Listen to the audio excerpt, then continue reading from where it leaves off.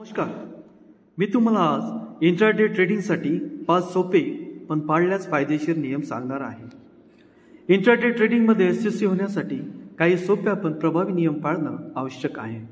खाली दिलेले 5 नियम नियमित पाळल्यास नुकसान टाळता येतं आणि नफा वाढवता येतं. तर चला बघूया. पहिला नियम, ट्रेंडचा अभ्यास करा.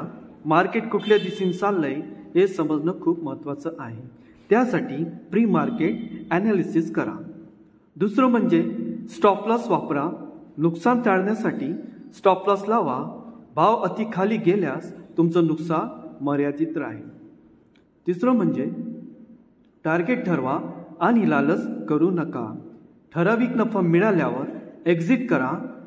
अधिक कमावण्याच्या लालसेने नुकसान होऊ शकतं. चौथा, व्हॅल्यूम आणि ब्रेकआउटची तपासणी करा. जेव्हा स्टॉक उच्च व्हॅल्यूमसह रेसिस्टन्स तोडतो तेव्हा नवा अप ट्रेंड सुरू होतो. पाचवा, भावनावर नियंत्रण असणं महत्त्वाचं आहे. घाईघाईने किंवा घाबरून निर्णय घेऊ नका. शांतपणे रणनीतीनुसार काम करा. यासाठी मानसिक शिस्त पाळणं आवश्यक आहे. लालसा टाळा. जास्त मिळवायचं म्हणून घाई केली तर नुकसान होऊ शकतं. स्वतःचा अभ्यास ठेवा. दुसऱ्याच्या बोलण्यावर ट्रेड करू नका. ट्रेडिंग म्हणजे व्यवसाय, जुगार नाही.